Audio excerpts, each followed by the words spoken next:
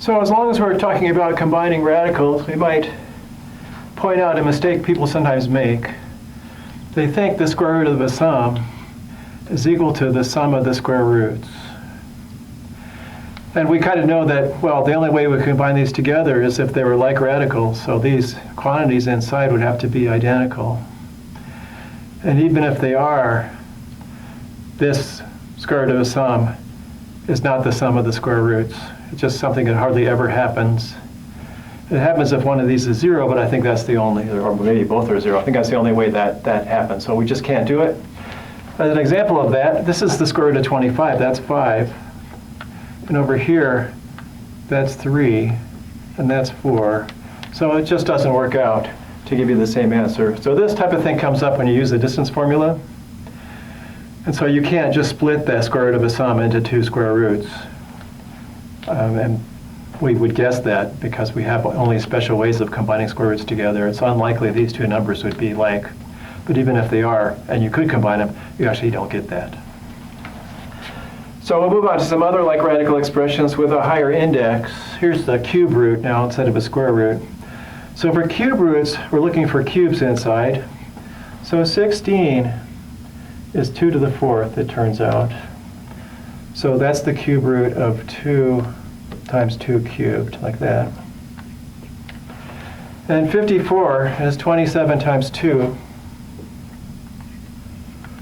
27 is 3 cubed, like that.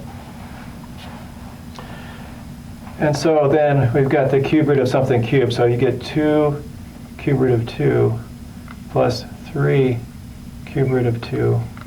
So you get 5 cube root of 2 when you get done. And more cube roots upstairs here. Again, we're looking for cubes inside. There aren't any here. So I'll just rewrite that. So we're hoping by simplification we can find like radicals. In the second one, x to the 7th, x to the 6th is a cube. And then I've got y cubed times y squared. Okay.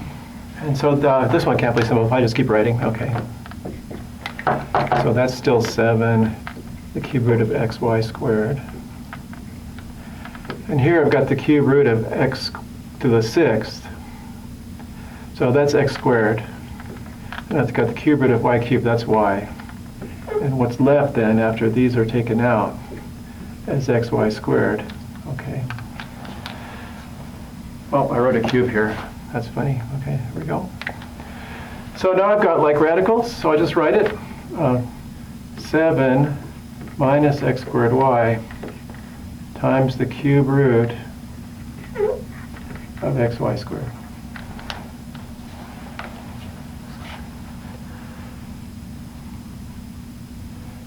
So once again, we've been combining lots of radicals. You might expect lots of radicals combined. Some things that look like they might be combined can't be combined. Here's 2 examples.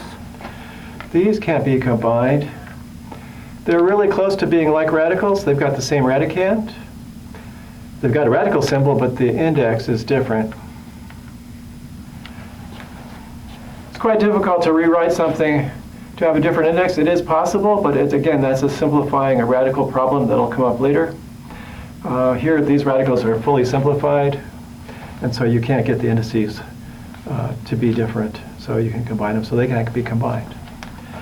On the other hand, I've got this set here, trying to add those. They look similar too. Now the indices match, but the radicands don't match. And there's no way to make them match because these are already simplified. There's no fifth powers inside here. So we're done simplifying them. So these aren't like radicals. As close as they look to being the same, they actually aren't the same. They're not the same because the radicands are different. And so there's not much we can do. So that's examples with an index that's higher than 2, so they're not square roots. And then again, to simplify, we look for that power inside as a factor inside the radical symbol as part of the radicand. So with cube roots, I'm looking for cubes. So that's x cubed squared. That's why we get x squared out here. And there we go. And we're getting close to the end of this section. And I'll be back in a minute with more interesting facts about combining radicals. And I'll see you in a minute.